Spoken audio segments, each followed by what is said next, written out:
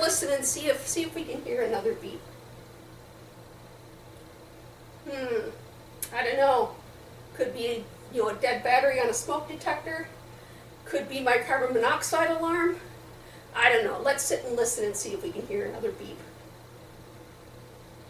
So, as part of the treatment for breast cancer, as I've said before, I'm HER2 positive, and that means that my tumor has receptors on it, an overabundance of receptors that respond to the human epidermal growth factor 2 protein. And so part of my treatment, it's called TCHP, and that's the protocol that I get for HER2 positive tumor. I'm estrogen and progesterone receptor negative, but I'm HER2 positive. And so we get a targeted therapy in addition to the chemotherapy, and the chemotherapy regimen is called TCHP. The T is for docetaxel, otherwise known as Taxotere. The C is carboplatin, and those are the two chemotherapy drugs, a taxane and a platinum. They affect all stages of the cell life cycle, so that in fast-growing cells, they happen to kill the fastest-growing cells more, and they target the entire range of the cell life cycle and reproduction cycle. The last two of the TCHP, the H and P, are the targeted therapies for the HER2 molecule, and the first one is called Herceptin, and the other one is called Perjeta. But those are the brand names. The non-brand names, the actual drug name is called trastuzumab and pertuzumab. And so those, again, are the targeted therapies. And so part of what happens when you get your chemotherapy is that your white blood cells go low, because white blood cells are rapidly reproducing cells, and so the chemotherapy will destroy them.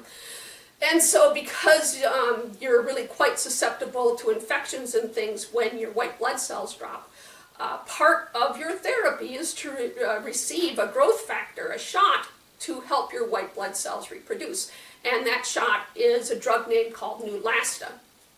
And so the Neulasta shot is given 27 hours after your infusion for all your chemotherapy and your targeted therapy drugs. So right before my last infusion ends, they program it up, and they actually stick it on your arm. And while I'm sitting there, it will shoot. It'll beep, and it'll shoot the needle into my arm. We put it on the back of my arm. It shoots the needle in, and then 27 hours later, it will actually take, over the course of half an hour, it will dispense the Neulasta shot into your arm. And then that Neulasta, that white blood cell growth factor, will stimulate the regrowth, reproduction of your white blood cells, so that you're much less susceptible to infections and what have you. And especially with cats and having to deal with the litter box, I'm in there, I've got my mask on, I've got my gloves on while I'm taking care of their litter box. But this is just one more layer of protection, especially if you do have to go out, and even though you're masked in, shopping for groceries, the issue is that you don't want to catch anything that's going around, particularly in the wintertime.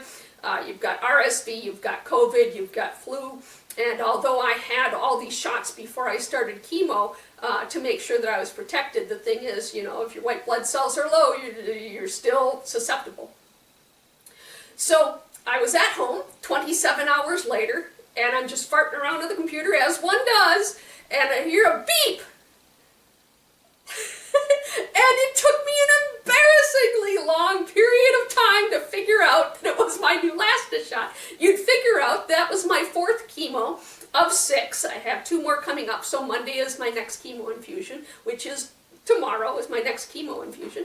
And beep! What in the hell is that? And so I thought exactly that it was my either my carbon monoxide detector or my smoke alarms. And so I've got a short little video showing you what our winter weather is out today. And so I'll jump to that now for a bit of fun. All right, here in West Virginia, we got snow yesterday and the day before, a little bit this morning. And it's the most snowfall we've had sort of in one snow in a very long while. And so typically it's like my shovel is in the shed and I haven't bothered to pull it out this year. And so, and I'm not going to, because in a couple days time we're going to be up to 60 degrees. This is all going to melt away. But it's the most snow we've had at one time for many years around here. And so treacherous roads, because we don't use salt on the roads here in West Virginia. They just throw down coal dust and sand. And so I haven't bothered to drive anywhere for a little bit. There's my neighbor's shed over there. And so let's go over and see how deep the snow was. I did actually get out. I decided to go and get some takeout today. And so I put my truck into four-wheel drive to get it out the driveway, because I didn't bother to pull the shovel out. And even if I did, I really don't feel like doing any shoveling anyway. But joyfully, the truck has four-wheel drive, so went ahead and backed out the driveway today. So let's go and see how deep the snow was here. Got a tape measure, and we put it up to a good spot here. And it looks like we are about a good 6 inches or so of snow. And so, yeah. And then I've got a short video to also show you my furnace, my old furnace from 1970, and so I'll jump to that now. All right, so here we are in my utility room, and we're looking at my furnace. My house was built in 1970, and this is the original furnace to the house.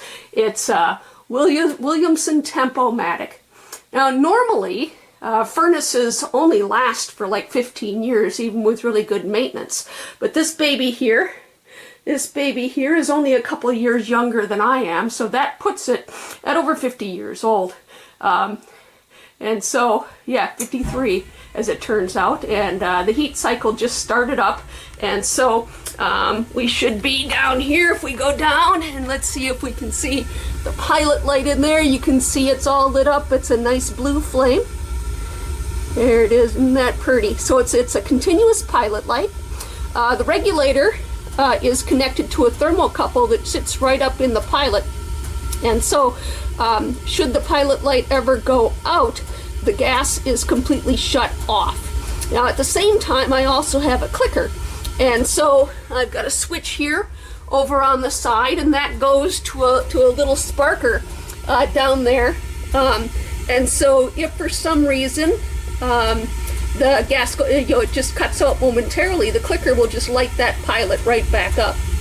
And so it's really a pretty safe system as far as gas delivery, and not building up gas in your house if your pilot light goes out. Now this furnace here, as I said, is 1970. And what typically fails on furnaces is the heat exchanger. And what'll happen is you'll develop cracks in your heat exchanger, and then the blower, which is behind this panel up here, when the blower kicks in and the ductwork here, this is where we suck air into the system. It passes through down past the heat exchanger, and then it comes out at my ductwork underneath in my crawl space, and it comes out through the registers, the nice warm air. And so as I said, what can happen is that your heat exchanger will develop a crack.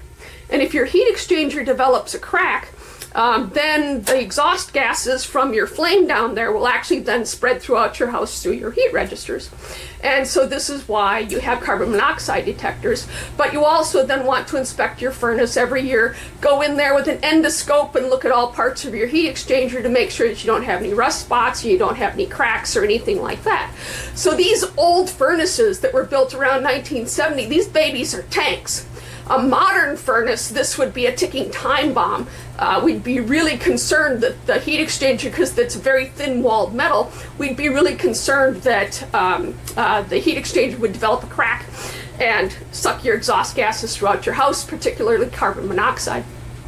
But as I said, this baby is built like a tank, so I went in there with an endoscope, as I do every year, and it's got no rust spots at all on its heat exchanger. And so I'm not particularly concerned that this thing is going to fail here and kill me, but I do have throughout the house carbon monoxide detectors.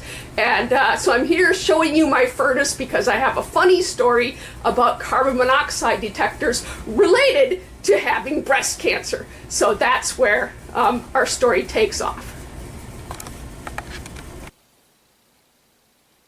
And so my last video here is to show you my old carbon monoxide detector and my new carbon monoxide detectors and my new smoke alarms. So here's my carbon monoxide detector. I got this when I bought the house 14 years ago, and it's the first one that I installed in the house. As our story goes, we'll talk about the others. And so after I got my Neulasta shot and I heard the beep that told me that it had, delivered the shot, trying to figure out where did that beep come from, so I immediately come over and I've got my carbon monoxide detector here in the hallway. I have one, there we are, let's get our focus here. I have one fire detector here, a smoke detector, and I have another smoke detector back kind of between the kitchen and the utility room where the furnace is. And so the first thing I do is check my smoke detectors because, maybe it's one of those that had beeped. Sitting here listening, waiting for another beep telling me the battery might be dead and testing them and everything. And then I test my carbon monoxide detector and it comes back and tells me it's working perfectly fine and that its battery's perfectly good. And I'm thinking, well, let me go and test this. I don't know if it's supposed to beep at me regularly or just once. And so it turns out that these babies here are only good for like 10 years. So I pulled it off the wall and read the back side, and it's like, oh man, it's only good for actually 7 years. And then the detectors, you can't trust that the element inside is actually going to detect properly and read out properly and give you an alarm warning. So I was concerned. I was like, well, I better go get a new one. So I went ahead and I got, in fact, a package of 2 carbon monoxide detectors. So this is the one that I put in 14 years ago when I bought the house. So I got 2 of these guys, put them in the bedrooms, and I went ahead and got new smoke detectors and put them up as well. So over here, you can see I put a new carbon monoxide detector in here and the one in the other bedroom. And so I've got brand spanking new carbon monoxide detectors and smoke alarms because, well, I have breast cancer. And so that's the moral of the story. And so once I got those all installed, and then it occurred to me, wait, this should have gone off. And sure enough, yes, it was just my Neulasta shot. But if it weren't for breast cancer, I would have probably never changed out my carbon monoxide detector. So word to the wise, your smoke alarms and your carbon monoxide detectors do not have an infinite lifespan. And so this is the public service announcement. You do need to change out your smoke detectors and your carbon monoxide detectors at some point. So carbon monoxide detectors these days are generally 10-year devices.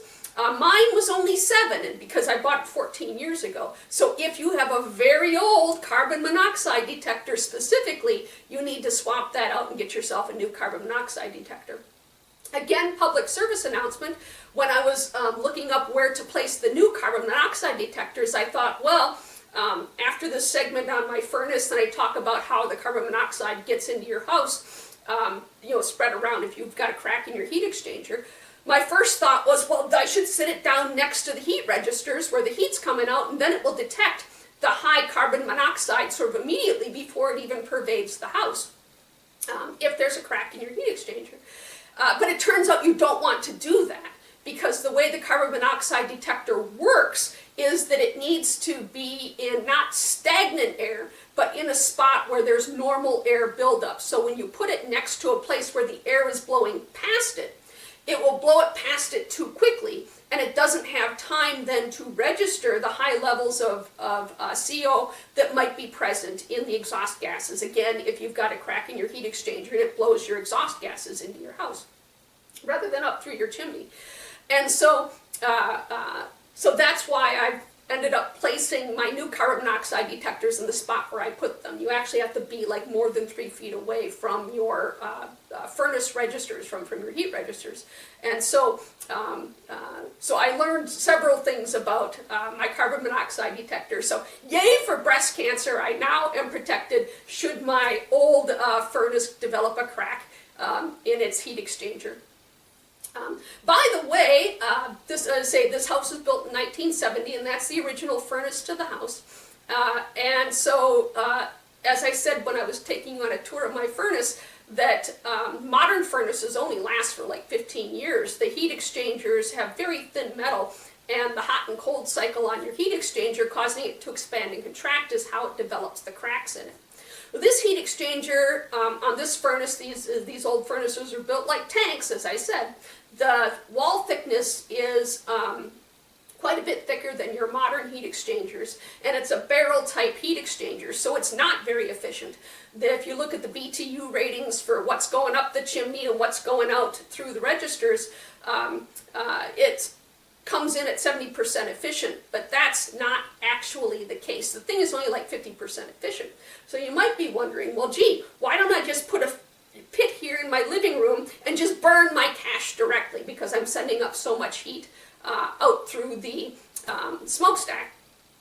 But the house is small enough that this particular, even with all of my rooms and all of my ducts open, all of my registers open, the most heat bill I've ever gas bill in a month has only been $100. And so normally I pay the minimum through the summer months because I'm just not a big cook. And so even though my stove is gas as well, most of the year I'm only paying $15, for the service, and then it's just through the winter months. And like I say, even at these rates that we pay, my biggest heating bill is only about $100 a month for like 4 months throughout the year. And that's not bad at all. It would cost me more to swap this baby out, and by the time I ended up paying off a new modern high efficiency, 80 or 90% efficiency furnace, it'd be time to replace it again. Assuming that I did the work myself, I could probably save some money on that. But what you would put in and the size of your ductwork is all tied to the furnace itself, and so I'd really want a professional to come in and redo my ductwork and make it appropriate to the furnace. And heaven forbid they ever pass a law where you have to put in a 90% efficient furnace. The problem with those is that they are so efficient, but they also then get water condensation, which can rust your heat exchangers much more quickly if they're not installed properly. Heaven forbid you don't have the angle right to get the condensate to drain off properly, and it will fail pretty quickly. And so this thing is a tank, and I'm just burning my cash straight up through the chimney. But on the other hand, I can trust this baby isn't going to fail anytime soon, even though I put in new carbon monoxide detectors. The last thing is it's like, well, why am I sticking around with this 53-year-old furnace?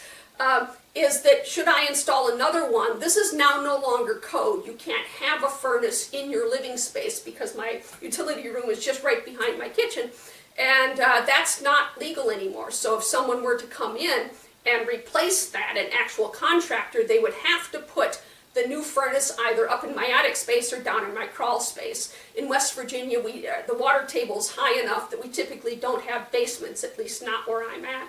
So I've got a crawl space. So whereas this furnace is easy for me to work on, I can replace the belt on the blower motor. Last year I had the thermocouple fail and I had to put a new thermocouple in, and I could do that easily, simply where it's at. If it were down in my crawl space and I have an unconditioned crawl space, I would have to get in there in a very small 2-foot space. I'd have to work on this furnace, and that would just be a pain in the ass. And so having the furnace where it's at is the simplest thing that I could possibly have. And as I've said, the thing is a tank. It's not going to fail me anytime soon. So I'm very happy with this furnace, despite the fact that it's highly inefficient. There we are, a long discussion of my furnace and my heating choices here in this house. The last thing I want to finish with is that I'm not very regular with my video schedule. It turns out that, when I first started chemotherapy, and it's like, yay, this is easy. I got all kinds of energy. I go out for walks, all kinds of exercise, get on my exercise bike, lift some heavy things and keep my muscles built up. And that was great. First 3 chemo infusions, like, oh, I got more. I don't know what people are talking about, side effects other than diarrhea. And so the 4th chemo infusion got me. And so my nap schedule is far more on par with my cat's nap schedules than it used to be. And so we'll cut away now to a video of one very annoyed cat. When doing chemotherapy, it's important to maintain a good, healthy lifestyle. And that means that because you're going to be fatigued, that you will need to, of course, take it easy. And so napping is important. And it turns out maintaining the same nap schedule as your cats is one way to ensure that you're fully and well rested.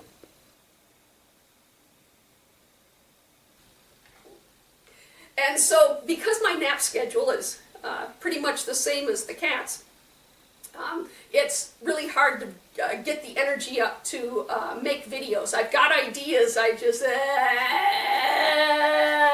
And so, say one more infusion tomorrow, and then 3 weeks after that, I have my final infusion, assuming that everything goes well and all my blood work comes back and allows me to continue on this cycle.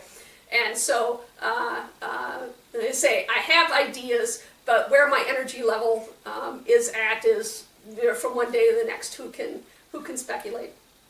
And so, say part of chemotherapy is that there are cumulative effects, and for me, the fatigue turned out to be a cumulative effect. My first 3 infusions, it wasn't so bad, and then my 4th infusion is so another interesting cumulative effect is what's going on with my fingernails. And so let's see if I can come up closer here and show you. Let's see if this comes up here. We'll get the focus.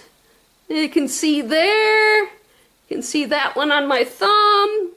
There's a thumb here, or these 2 fingers. You can see those dark spots. They kind of look like bruising. And it turns out that some chemotherapy drugs have more side effects than different side effects than other chemotherapy drugs. And so what looks like this bruising underneath my fingernails, these few fingernails, that's a common side effect of docetaxel or Taxotere. And so it's just started here. Let's see whether or not it spreads to all of my fingernails, or if it gets darker on these ones, who knows. But it's yet another thing to bring to the attention of my oncologist when I meet with him tomorrow, to discuss what side effects I have, whether or not they have some medications. It's a little bit sore if I press against it, but other than that, it's just cosmetic. And given that, I'm not a big fingernail painter, I am not in here making my fingernails all pretty. The most I do is dig out the crud from underneath my fingernails, especially after I've been working on the truck, and clip them down so that they can't get caught or torn off. And so there we are. So for the first time in my life, I've got a little bit of color on my fingernails, and so I'm starting to look pretty. If it weren't for breast cancer, I would still have the icky old ugly fingernails, but now you can't get this kind of paint job. And so if you were to go and ask your local nail person to give you this kind of coloring, they'd be lost. And so here we are.